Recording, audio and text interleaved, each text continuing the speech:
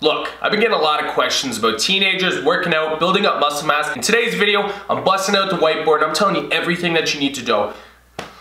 Damn it. Everything that you need to know in order to maximize muscular growth as fast as possible. Let's get straight into it.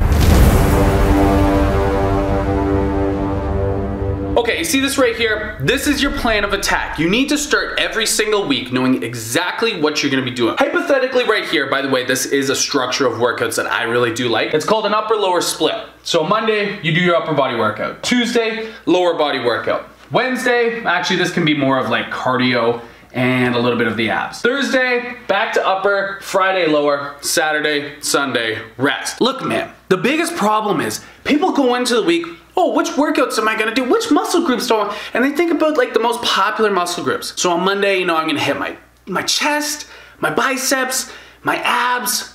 You know what, I might as well throw some traps in there. Then they go to the gym on Tuesday, random ass time. They don't have a designated time. They're just going whenever they feel like it. They get into there and they say, you know what muscle groups do I want to hit today?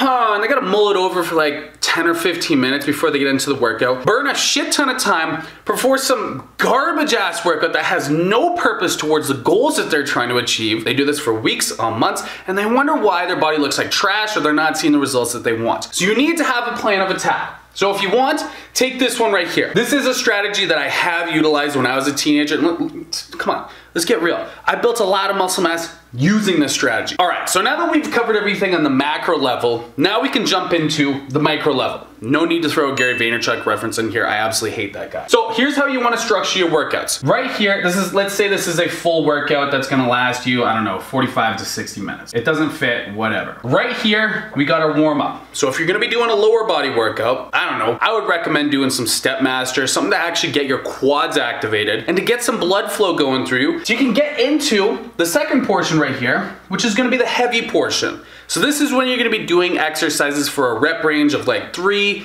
to 5 repetitions. Heavy, you might even be trying to set some max effort lifts right here. Be sure to track those. Those are very important. You're gonna notice right here, so this one right here, okay, this is probably like your 15% of the workout. I haven't done the math before this, so it's probably gonna be a little bit off, but you'll get the point I'm trying to make. The heavy portion right here, this is like 40% of your workouts. This is one of the most vital pieces of the workout. These are gonna be compound movements. So if you're training your legs, I don't know, a squat, a deadlift. Oh, Tanner, what about leg extensions? Will that work? Are you kidding me? No, leg extensions won't work. That's an isolation movement. We're trying to use multi-joint exercises. Now, after we've concluded that portion, we're gonna be getting into the hypertrophy focus portion. So this is gonna be like 25 to 30%. For those of you that asked me, what about leg extensions? Well, great, good news.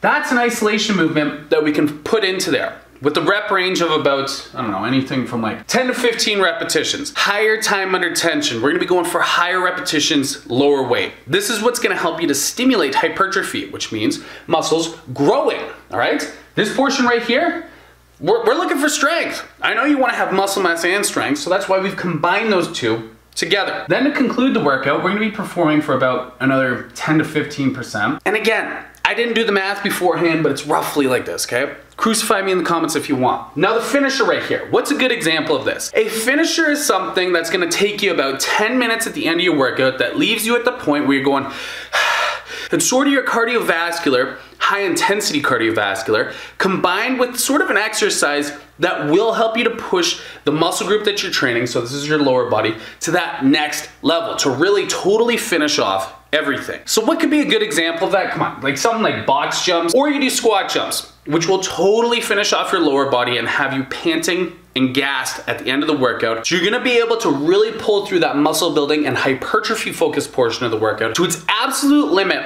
while absolutely incinerating the most amount of fat simultaneously. Now here, right here, is the main keys that you need to follow. So you wanna have all of this sprinkled on top of the macro and the micro plan that I've just given you. First and foremost, form. I cannot emphasize this enough. Ensure you are using proper form to maximize muscular growth, now that I've gotten your attention. Prevent injury, actually that's the other plan. Just prevent injury. I have used improper form as a young teenager, thinking I was the shit, lifting as intensely as I possibly could. That still plagued me to this day. I can't really bench press max effort lead because of how badly I've damaged my shoulders. Don't put yourself in the same position as me and train intelligently. The next thing, intensity. Stop training like a pussy. pussy. Stop it. It's ridiculous how many guys in the gym are working at probably like 60 to 65% of their max effort. Now, you don't need to be training like you're an Olympian here, but just know that you're probably training way less than you possibly could be. So when you say you're doing the workouts and the exercises the way that I tell you to, and you're getting the proper amount of nutrition and protein, which you likely aren't if you're not seeing results,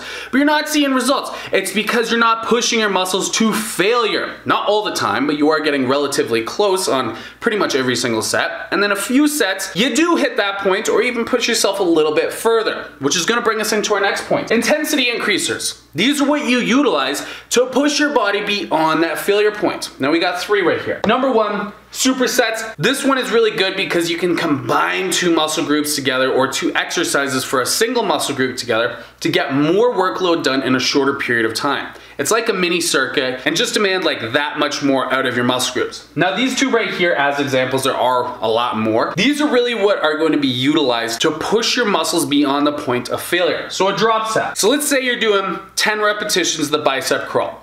Number 8, you get it. Number 9, you barely get it. Number 10, you get about 80% of the way. That's failure. Most people stop at that point. That's okay to stop there every now and then. About 15 to 20% of the time, you're gonna wanna utilize something such as a force negative, such as a drop set, excuse me, where you put the weight down, you drop it by, 1 or 2 plates, you give yourself about 2 to 3 seconds worth of rest, and then you pick the weight back up and you squeak out as many repetitions as you possibly can. You're gonna just continue to drop until you get to the point when your arms can no longer move. This will take roughly about 3 to 4 drop sets, but again, just an example of going beyond failure. Force negatives, when you get to the point where you can no longer lift the weight back up, what you're gonna do is either have somebody assist you to lift the weight up for you in addition to your own arms, because come on, you're not paralyzed. And then you're gonna bring that weight down as slowly as you possibly can. You can also use cheap repetitions to help you to get the weight back up, but you utilize those force negatives for 3 to 5 seconds. And again, it's just a good way to push your muscles that little bit further. And the last 2 right here, progressive overload, tracking progress, they go hand in hand. These are the most important factors that come down to muscular growth. So tracking progress is what's going to lead to progressive overload. Be sure to track the fact that you lifted, 5 repetitions of 180 pounds. The reason you're doing this is so that when you get back to the gym next week, you can take that lift and then say, okay,